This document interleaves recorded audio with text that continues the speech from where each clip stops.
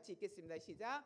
너는 그들에게 대답하기를 여호와께서 말씀하시되 너희 조상들이 나를 버리고 다른 신들을 따라서 그들을 섬기며 그들에게 절하고 나를 버려 내 율법을 지키지 아니하였음이라.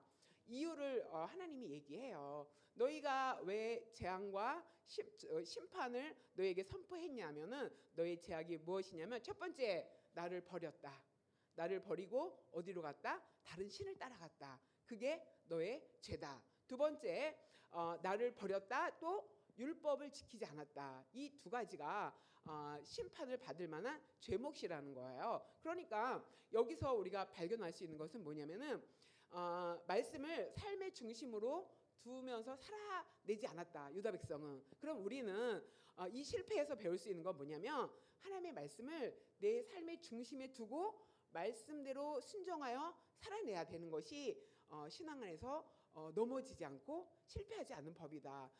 나를 버려서 율법을 지키지 않았다 이렇게 말하잖아요. 그러면 율법은 모세 율법을 말하고 있어요. 하나님이 애굽에서 종로를 타던 이스라엘 백성을 이끌어냈죠. 출애굽시켰죠. 출애굽시키면서 모세를 시내산에 불렀습니다. 시내산에 불러서 하나님이 모세에게 십계명을 주고 성막을 만드는 법을 알려줬어요. 두 가지를 40일 동안 모세가 하나님 말씀하면 그거를 다 환상으로 봤다고 생각돼요. 그리고 와서 그거를 적었죠. 자, 그럴 때 하나님이 뭐라 그랬냐면 십계명 10가지 계명 너에게 주는데 그것이 율법이고 그것이 언약이죠. 너희가 이 계명을 지키면 내 백성이 되고 나는 너희의 하나님이 될 것이다. 이렇게 말씀하셨어요. 그러니까 하나님이 우리를 보는 기준은 뭐냐면 얘가 내 계명을 지키냐 안 지키냐 이걸로 판단한다는 거죠. 요한복음 14장 21절에 이렇게 말합니다. 나의 계명을 지키는 자라야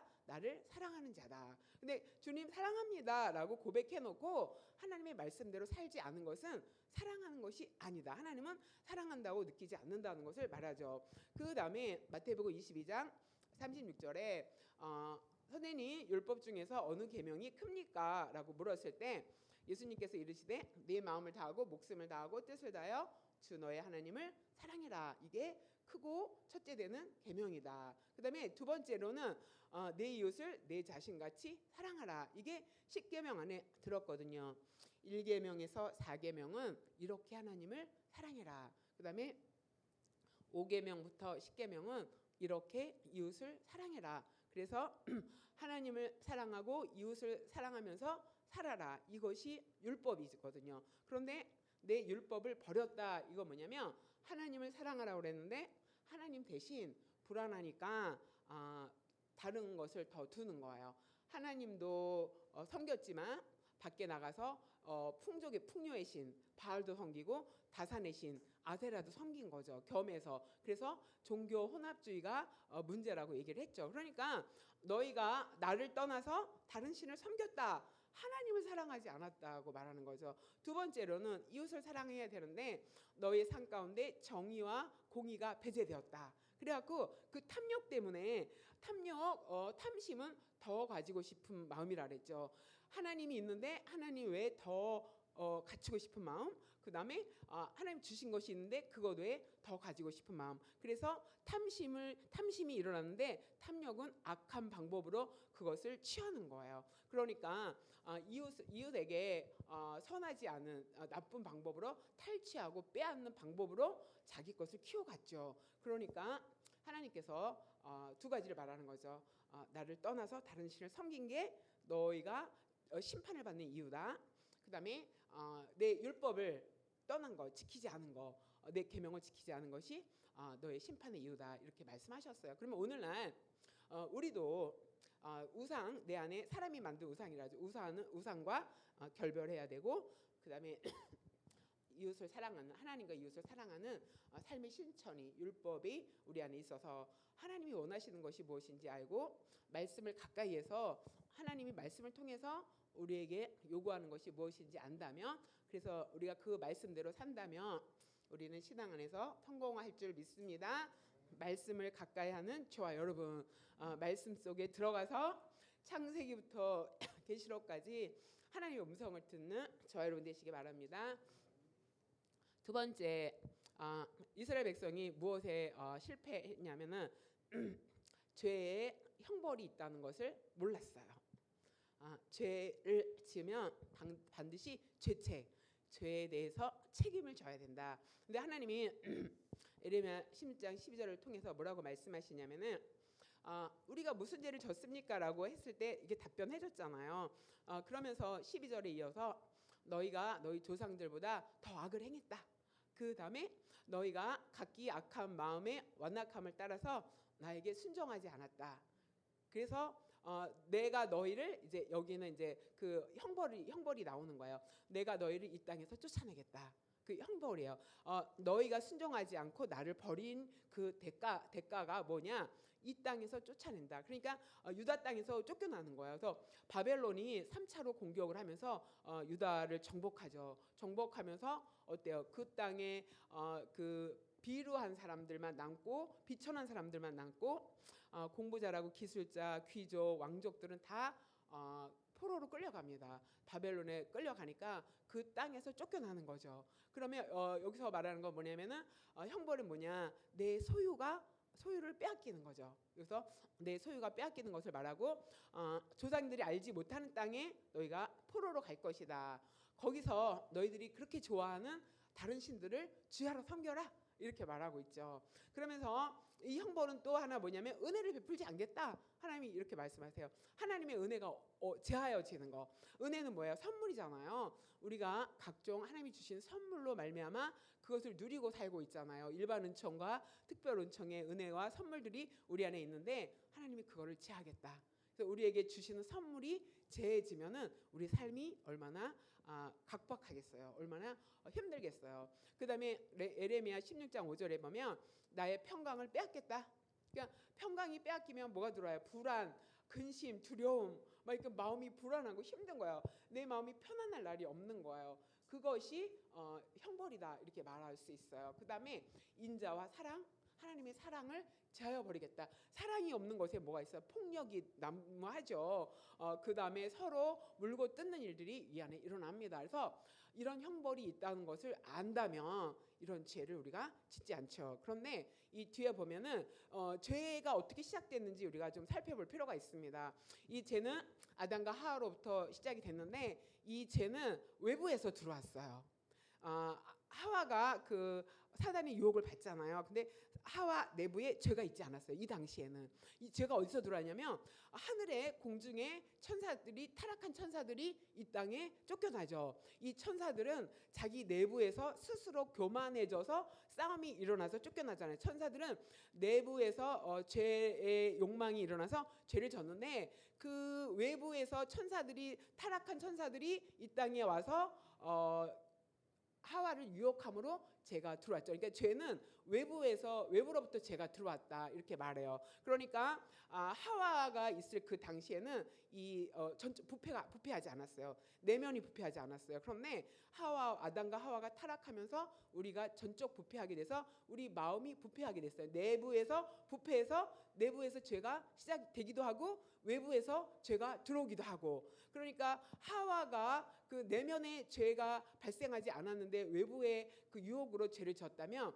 우리는 내면에 부패한 것과 외부의 어떤 자극과 유혹으로 인해서 죄를 지을 수 있는 확률이 더 높다 하는 것을 여기서 말해주고 있죠. 자, 그러면 죄가 작용하는 그 과정이 있어요. 이 외부의 자극이 오면 육체가 반응을 해요. 육체가 반응하는데 이 육체를 뭘로 얘기하냐면 우리 육체는 지정의로 되어 있어요. 이걸 인격이라고 그러죠. 그래서 외부의 반응에 이 지정의가 움직이는데 죄가 들어올 때는 감정이 먼저 움직여요. 감정이 움직이는데 하와에게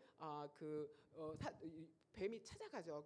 말하잖아요. 하나님이 정녕 이 동산의 나무 열매 먹지 말라고 했느냐? 이렇게 말했을 때 하와가 죽을까 하노라. 동산 중앙에 있는 선악을 알게 하는 나무를 먹을 때는 죽을까 하노라 했다.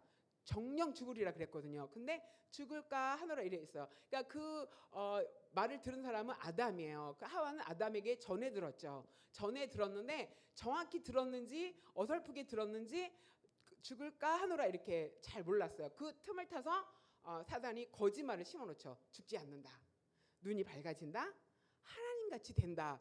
이 말을 듣고 평소에 지나면서 그 선악을 알게 하는 나무의 열매를 봤을 때는 탐욕이 생기지 않았어요. 눈에 정력, 안목의 정력, 이생의 자랑이 생기지 않았는데 그 말을 듣고 난 다음에 그 열매가 새롭게 보이기 시작한 거예요. 그거는 눈으로 보이니까 감정을 자극하는 거예요. 감정을 자극하는데 의지는 감정과 지성의 영향을 받아요. 그래서 감정이 자극했을 때 아니야, 정령 죽이라고 했어. 지성을 발휘해서 거절을 해야 돼요. 그러니까 우리는 외부의 자극에 다 감정으로 영향을 받을 때 지성이 거기서 이거를 받을 것인가 안 받을 것인가를 결정해야 되는데 하와는 그 감정의 탐욕의 어떤 그런 것 때문에 의지가 발동해갖고 행동을 했죠. 보고 바로 행동을 했어요. 그 다음에 지성이 발동이 되는데 하나님이 아담과 하와를 불러놓고 말하죠. 너희가 내가 먹지 말라고 하는 사과를 먹었기 때문에 죽게 되고 에덴 동산에서 쫓겨나게 되고 아담은 땀을 흘려서 일을 해야 되고 하와는 잉태하는 고통을 당하게 되고 그때서야 지성이 발휘되어서 내가 잘못했구나. 하나님의 말씀이 그게 아니었는데 내가 잘못했네 하면서 이렇게 발동이 되는 거죠. 그러니까 죄는 우리의 감정을 터치한다. 감정을 타고 들어온다라는 것을 여러분 기억하시기 바랍니다. 그러면 하나님의 거룩은 어떻게 일하시냐면은 하나님은 말씀을 가지고 우리의 지성을 찾아오세요. 우리 지성에게 말씀하세요. 지성에게 말씀하십니다. 이렇게 지성에게 말씀하셔서 너 이제 내가 선교사를 부를 테니까 저기 탄자니아 이런 데 떠나라. 근데 나 더위를 너무 싫어하는 거야. 하나님이 그 마음을 이제 나의 지성에게 말씀하셨어. 그러면 살짝 감정이 거기 일어나죠. 감정이 일어날 때 내가 이것을 순종할 것인가 거절할 것인가 나오잖아요. 그럴 때 지성으로 준비된 사람, 말씀으로 지성이 훈련되고 그다음에 신앙으로 훈련된 사람은 좀 그렇지만 내가 순종해야지 하고 내 지성이 결정을 해. 지성이 결정하면 의지가 영향을 받아요.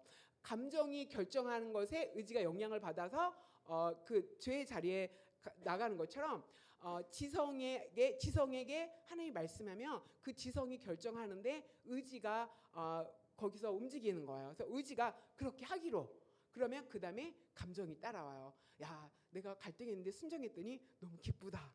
하나님 부르심 앞에 내가 헌신했더니 그 하나님의 은혜가 내게 넘치네 하고 감정이 그 뒤에 따라온다 하는 것을 여러분이 꼭 기억하시기 바랍니다. 그래서 로이드 존스 목사님은 영적 침체를 이렇게 말했어요. 영적인 침체가 어떻게 오냐면 먼저 감정이 무너진다. 감정이 무너지는 것은 내가 정말 기다리고 막 어떤 걸 해결해야 되는 소식이 있는데 안 된다, 아니다라는 소식을 들을 때 어떻게 돼요? 내가 낙심하게 되죠. 마음이. 그래갖고 낙심하게 되고 내가 정말 금식하면서 기도했는데 이게 아니래 하니까 지성이 난 아닌가 봐. 지성이 무너지고 그 다음에 의지가 무너져서 기도의 자리도 안 나가고 말씀도 좀 멀어지고 하나님은 뭐 나만 안 사랑하나? 이럴 수가 있잖아요. 그러니까 영적인 침체도 지성의 영향을 받아서 지성이 무너지고 감정이 무너지고 지성이 무너지고 의지가 무너지게 된다. 이렇게 말하고 있습니다. 자, 이렇게 죄가 들어올 때 육체가 반응하고 그다음에 그 사단은 우리를 유혹할 때 감정을 터치한다. 여러분 꼭 기억하시기 바랍니다. 감정을 터치했을 때 내 지성이 건강하면 거부해요. 하와가 아니야. 죽는다고 했어. 나는 이 음성을 받지 않겠어. 거절했다라면 그 선악을 아는 나무를 안 먹었겠죠. 그런데 우리가 이 지성으로 준비되지 않으면 말씀으로 준비되지 않으면 그래서 앞에 나온 게 말씀을 삶의 중심으로 삼아야 된다는 게 말씀으로 탄탄하게 우리가 훈련이 되면은 감정이 살짝 흔들릴지라도 거기는 아직 의지가 발동이 안 됐으니까 행동이 안 나왔으니까 내가 결정할 수 있잖아요. 지성이 결정해야 돼요. 그러면 이 지성은 하나님의 말씀으로 훈련이 돼야 된다. 그럼 우리가 죄를 이길 수 있다. 이런 거 여러분 꼭 기억하시기 바랍니다. 자, 그러면 죄의 형벌은 어떻게 시작이 되냐면 죄의 싹은 사망이라고 그랬어요. 그러니까 죄의 형벌은 마지막은 죽음이에요. 죽음인데 이 형벌이 신자가 맞이하는 것과 불신자가 맞이하는 건 틀려요. 그래서 우리는 누구나 죄를 지었기 때문에 우리 다 죽잖아요. 그런데 이 신자는 칭의로 말미암아 형벌이 제거가 돼요. 이 칭의는 뭐예요? 예수님을 구원자로 우리가 믿고 영접할 때 우리가 뭐예요? 의롭다함을 받게 되죠. 그래서 죄의 형벌이 제거가 돼서 죄인에서 의인으로 신분이 변하게 됩니다. 그런데 불신자의 경우는 이 하나 예수 그리스도로 인해서 칭의로 의인이 되지 않으면은 그냥 죄인의 신분이 되는 거예요. 그래서 이 죄의 형벌이 어떻게 오냐면 영적인 죽음이 와요. 첫 번째, 두 번째 삶의 고통으로 와요. 세 번째 육체적인 죽음으로 와요. 네 번째 영원한 죽음으로 와요. 자, 여기서 영적인 죽음은 죄로 인해서 하나님과 내가 분리되는 거예요. 그래서 하나님과 분리되고 그 다음에 두 번째로는 이 삶의 고통이 와요. 이 앞에서 우리가 배웠죠. 그 말씀을 삶의 중심으로 삼아야 되는데 하나님 너희가 이것이 잘못인데 이런 거 제하겠다. 은혜가 제하여지고 평강이 제하여지고 그 다음에 잔치집에 가지 말아라. 장례식장 가지 말아라. 이러잖아요. 잔치집 뭐야? 기쁨이잖아요. 그런 인생의 즐거움과 기쁨들이 다 제거가 된다는 거죠. 그러니까 그건 뭐냐면은 삶의 고통도 형벌이다. 죄의 대가로 오게 된다. 그래서 불안, 고통 이런 것들이 오게 되는데 그 안에는 기쁨과 평강과 사랑은 없다. 그 다음에 땅에서 쫓겨난다 그랬잖아요. 소유를 빼앗기게 된다. 이런 삶의 고통이 죄의 형벌로 우리에게 온다 하는 것을 기억하시기 바랍니다. 이거는 이제 현재의 일이죠. 그 다음에 육체의 죽음은 그 미래의 일인데 유다 백성이 지금 당하는 건 뭐냐면은 삶의 고통. 땅에서 쫓겨나는 그래서 포로 되어서 종살이하는 그런 자리에 나가게 되는 거죠. 또 육체적인 죽음은 몸과 영혼이 분리되는 거예요. 근데 육체적인 죽음도 신자와 불신자가 달라요. 성도의 죽음은 구원의 완성을 향하여 나가는 거예요. 우리가 예수 그리스도로 인해서 칭의를 받았어요. 이 칭의가 완전한 구원 아니에요. 성화를 이루어 가면서 영화의 단계까지 가야 되는데 이 영화의 단계는 예수 그리스도께서 재림하여 오실 때 우리가 영화의 단계로 가서 완전한 구원이 그때 이루어지는 거예요. 그러니까 신자의 죽음은 영화로 들어가는 구원의 완성으로 가는 거니까 기쁘다, 기쁘지 않다? 기쁘다. 그래서 슬픔을 너무 오래 갖고 있으면 안 돼요.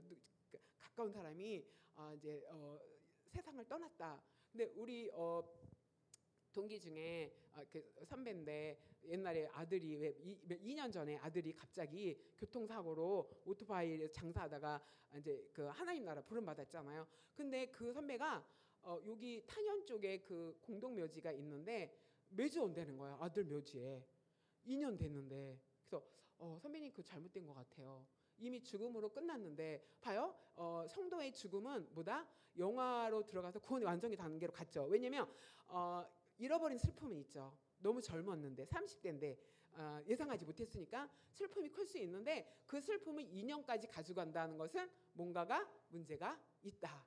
그래서 내가 생각할 때 아니 남편이 안 믿는데 안 믿는 남편을 때문에 슬퍼해야 하고 또 아들이 있는데 아들이 안 믿는데 안 믿는 아들의 영혼을 슬퍼하면서 하나님께 기도해야 되는데 왜 죽은 아들의 무덤을 일주일에 한 번씩 찾아가면서 아직도 슬픔에 있을까? 뭔가 문제가 있다 이렇게 생각하고 있거든요. 자 이렇게 성도의 죽음은 그 영화의 단계에 들어와서 구원의 완성이다. 그러니까 우리가 막 며칠 후 막 이렇게 하면서 찬양하면서 만난다 막 이렇게 얘기하잖아요. 그러니까 그러나 불신자의 죽음은 틀리죠.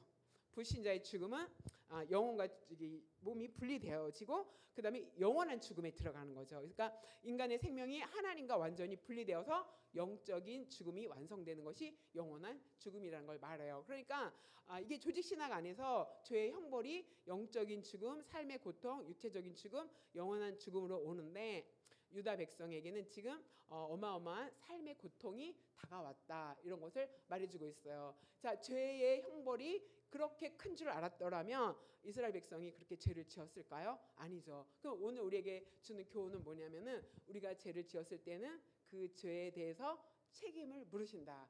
반드시 책임을 물으신다 하는 것을 여러분이 기억하시기 바랍니다. 그런데 그 심판에는 두 가지 의미가 있어요. 여기서 보면은 레미야 16장 19절에 뭐라 그러냐면은 여호와는 나의 힘, 나의 요새, 환난 날에 나의 피난처시오 이렇게 말하고 있죠. 이 앞절에 뭐라고 얘기하냐면은 너희가 출애굽할 때 그 출애굽하시는 구원의 하나님을 기억하면서 주님을 기억하고 주님 앞에 감사하고 나갔는데 이제는 그 바벨론에서 제2의 출애굽을 할 것이다. 출바벨론을 할 것이다. 이러면서 여기 16장 15절에 뭐라 그러냐면 이스라엘 자손을 북방 땅 그 쫓겨났던 모든 나라에서 인도하여 내신 하나님께서 살아계심을 두고 맹세하리라.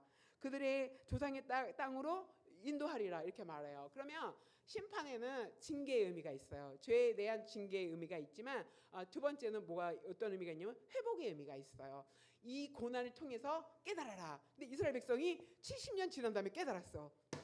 우리가 하나님 앞에 말씀대로 살지 않았기 때문에 우리가 주님의 율법을 떠나고 하나님을 떠나서 이방인 신을 섬겼기 때문에 우리가 이렇게 고난을 당하는구나. 하나님은 여호와는 나의 힘인 것을 제가 깨달았습니다. 이렇게 고백하는 거예요. 70년을 찬 다음에 고난을 통해서 깨달았어요. 그 다음에 나의 요새입니다.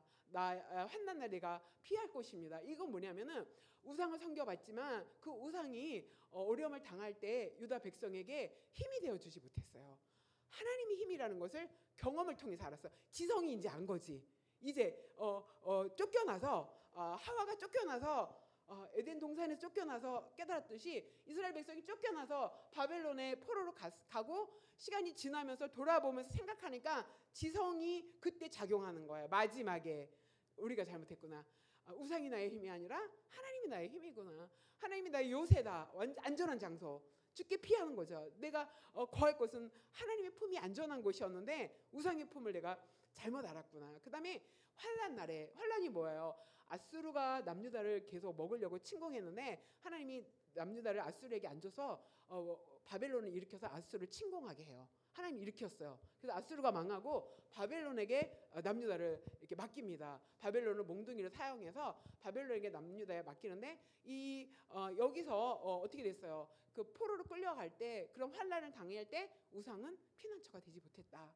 하나님이 내 피난처다. 이렇게 고백하고 있죠. 여러분 하나님이 어떤 분인지 몰랐기 때문에 이스라엘 백성은 경험하고 아주 죽도록 고생하고 깨달았는데 우리는 이미 실패한 사람들의 선배님들의 신앙의 선배님들의 이런 것을 보고 어떻게 된다. 우린 반복하지 않으면 되겠죠. 그죠? 하나님이 누군지 하나님이 어떤 분인지 모르기 때문에 우리가 다른 것을 더 다른 거 그런 거 또 보완제 이런 거 찾죠. 하나님 말고 우리 든든하게 해줄 수 있는 통장의 잔고 이런 거 우리가 찾잖아요. 그런데 그렇지 않다. 하나님이 힘이고 요새고 피난처다라는 것을 여러분이 깨닫게 되시길 바랍니다. 자, 이렇게 깨달았더니 어떤 일이 일어나냐면 민족들이 땅끝에서 주님께 이르러 말하기를 우리 조상들의 계승한 바는 허망했다 거짓되다. 이게 뭐냐면 우리 조상들이 섬긴 우상은 허망한 걸 봤다. 뭘 보고? 이스라엘 백성이 포로에서 귀환되고 하나님을 찬양하는 걸 보고 아까 가사 되게 은혜로 적었어요. 서로 사랑할 때 세상이 주를 본다 이렇게 말했잖아요. 이게 그거예요. 이스라엘 백성이 하나님이 어떤 존재인지 깨닫고 신앙을 회복하고 돌아갈 때 그 민족들이 그들의 돌아가는 모습을 보고 야 우리가 섬기는 이 우상은 거짓된 거구나 무익한 거구나 깨닫게 된다. 그래갖고 사람이 어찌 신 아닌 자기의 신으로 삼겠느냐 신 아닌 것을 그러니까 사람이 만든 것을 어떻게 신으로 삼겠느냐 하면서 그 민족들이 어떻게 된다?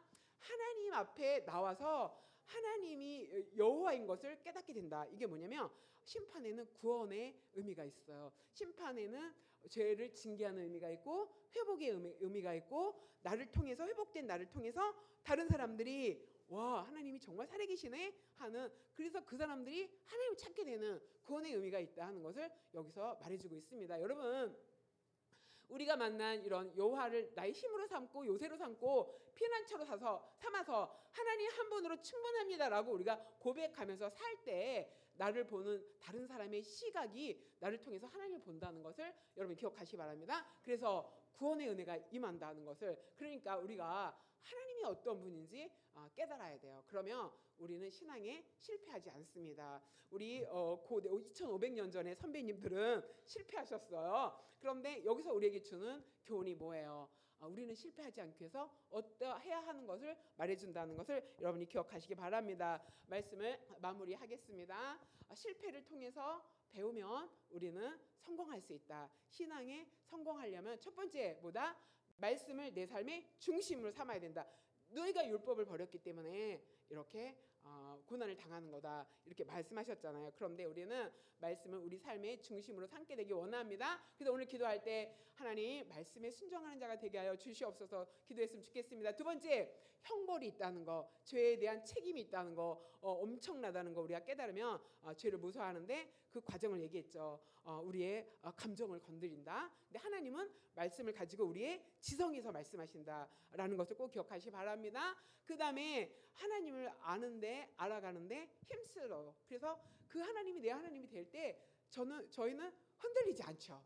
이스라엘 백성이 흔들리는 이유가 뭐냐면 그 하나님을 포로 생활 직사게 고생하고 그때 아는 거야. 근데 우리는 그 하나님이 힘과 요새와 피난처가 된다는 것을 알았다면 흔들리지 않겠죠. 그러니까 우리는 하나님을 알아가는, 하나님이 어떤 분인지 알아가는, 그래서 우리 신앙이 흔들리지 않고 견고한 저 여러분 되시길 소망합니다. 오늘 이 말씀을 생각하면서 우리 함께 기도하고요. 뒤에 나오는 여러 가지 주제